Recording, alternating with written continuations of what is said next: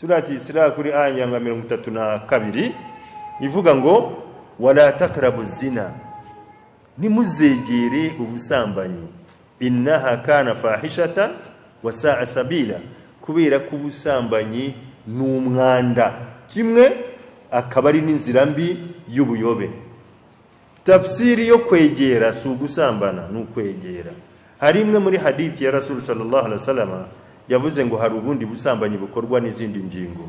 Avuga ati gusambana kw'amaso n'ukureba, gusambana kw'amatwi n'ukumva, gusambana k'ururimi n'ukuvuga, gusambana k'ukuboko n'ugukorakora.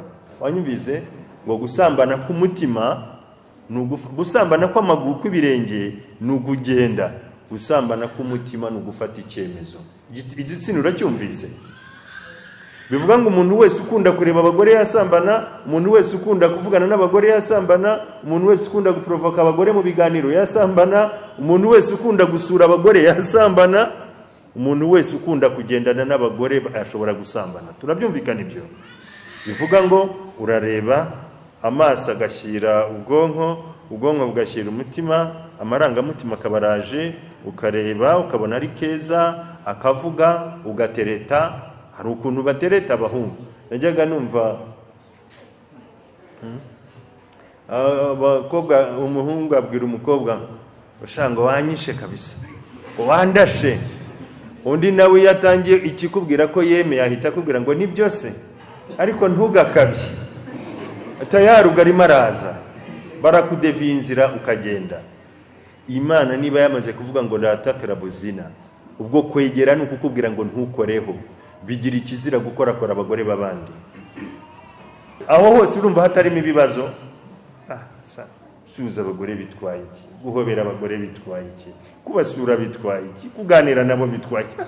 Sebana ujamana haratuzengereza. Noneho ugahita ubyumva, bigaragara koko biragaragara nk'ibibangamye muri societe turimo ubu nona. Societe ushaka yo kuba mutakorakorana n'abagore, utaganira n'abagore, udakorana nabo, utabasura, utabakunda, batagukunda, biragaragara ko icyo kintu kitoroshye aho turaha.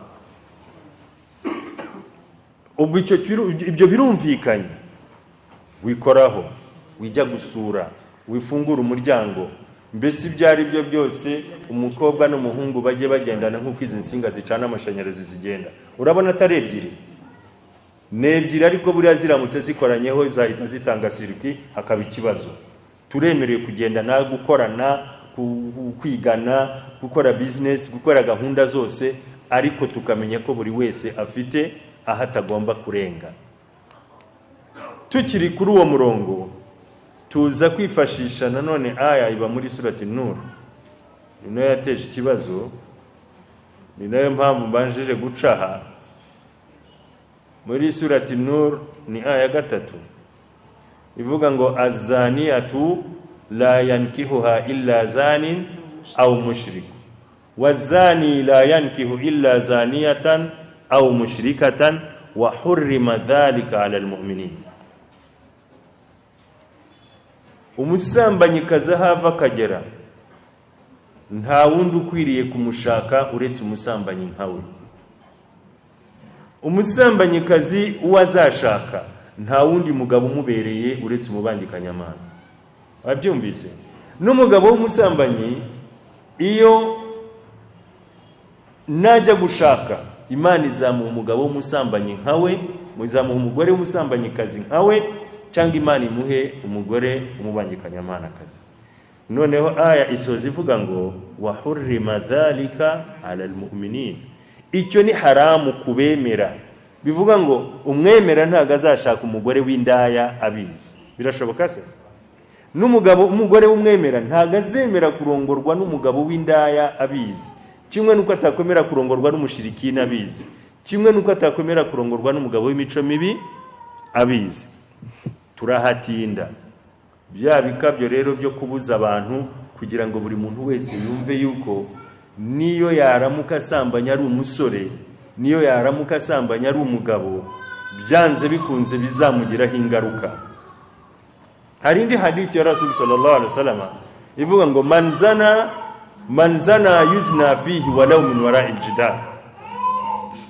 umuntu wese usambanya babandi, niba usambanya babandi nawe abawe bazabasambanya, niba usambanya abagore babandi nawe abawe bazabasambanya, walau min wara'il jidar, niyo haba ari inyuma y'urukuta. Abantu benshi babyirutse ari abasore bakunze gusambanya abakobwa babandi, ebana n'ababo ntibarenga ya myaka nk'iyo yateraga inda abandi. Ya myaka yateragamo abana b'abandi amada, nawe abe ntibayirenga. Niba ari 16 18, bwana nawe agera 18 tayari yamaze kuba nyarwenge, kuko ibyo akorera abandi nawe bagomba kubikorerwa. None ikirahuri bwana, niba uri umukobwa warakuze wiyandarika usambana nk'isazi hobyo abaje bose ushyiramo, cyangwa warabaye umusore kwera urashaka Mwenyezi Mungu azaguha umukobwa w'isugi mwiza, ibyo bintu urabishaka? Ntabwo bishoboka, ntabwo wabibona. Unabibonye wabutoraguye. Noneho nabashije gushyira mu bantu kubumvisha ko igihe cyose uzabaho uri umugabo usambana, ntuzatega indi gihamya yuko n'umugore wawe asambana. Niba uri umugore wiyandarika, wishakisha indi gihamya yuko n'umugabo wawe yiyandarika. Noneho bibaye iterabwoba rero. Basore, urashaka Imana izaguha umugore w'isugi mwiza, gendera ku busambanyi mu gihe uri umusore. Turumvikana? Inkumi, urashaka Imana izaguhe umugabo mwiza ufite isuku, udakora ibintu nk'ibyo bibi, gendera kure ubusambanyi. Allah aravuga ati al-khabithatu lil-khabithina wal-khabithuna lil-khabithati wat-tayyibatu lit-tayyibin wat-tayyibuna lit-tayyibati ulaika mubra'una mimma yaqulun. Allah aravuga ati abagore babi. Ijambo khabith mu cyarabu, khabith ni nk'umuntu wageranya na shitani. Ntitujya mu musarani tukavuga ngo Allahumma inni a'udhu bika minal khubuthi wal khaba'ith. Ubwo rero umugore ububi bwe bungana n'icyo kintu twabaje kurani tujya mu musarani. Allah aravuga ati al khabithatu lil khabithina, abagore babi n'aba bagabo babi. Wabyumvise neza? Abagore babi n'aba bagabo babi, wal khabithuna lil khabithat, n'abagabo babi n'aba bagore babi. Wat tayyibatu lit tayyibin, abagore beza n'aba bagabo beza, n'abagabo beza n'aba bagore beza. Mumaze kugira icyo wumva? Bivuga ngo kumenya imyitwarire y'umugore wawe urabanza ukamenya iyawe. Iyo uzi imyitwarire yawe, buriya hari abagabo badafite ikibazo ku bagore babo. Ibi byo kuba yakeka ati umugore wanjye yasambana jamais, umugore wanjye yakwiba oya, umugore wanjye yajya muri shiriki oya, ababihereye he? Uzaha abahereye? Aba yihereye ubwe, aravuga ati ana tayyib li tayyiba, njyewe ndi mwiza, ndi umugabo mwiza w'umugore mwiza, njye ndi umugore mwiza w'umugabo mwiza. Icyizere kikaba 100%. Ntihazagira umuntu ushobora kukuzanira ubujajwa bwo kukubwira umugore wawe aho umugore wawe yakasuku, never. Ntabwo ibyo bishoboka. Mbese hari ibyo uvuga ngo ntibishoboka. Noneho tugejeje aho ngaho, tugejeje aho niba ukata ukajya mu ndaya, ukagira abahabara, ukagira ibindi ukora wihishe, burya igihe nikigera nawe wawe azajya akatira ibumoso nawe ukatira iburyo, muhurire mu rugo. Azane sida uzane mu rugo muhurize hamwe,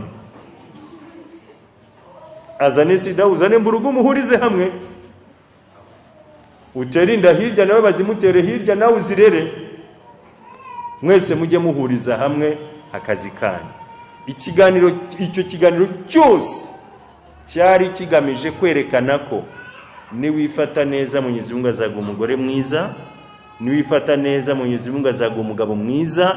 Niba uri umugabo witwaye neza, gira icyizere 100% yuko Imana itaguhemukira. Niba uri umugore witwaye neza, gira icyizere 100% yuko umugabo wawe ataguhemukira ngo agutarire za sida, za mburugu n'indi myanda nk'iyo ngiyo. Twumvikanye? Ako rero nukuvuga icyo ngicyo atanyegera nari kumugereza naha ngaha tugejeje. Ndashaka kukumenyesha yuko urukundo rwose rw'umugabo rugera ku ntego ari uko arangiriye muri dumburi.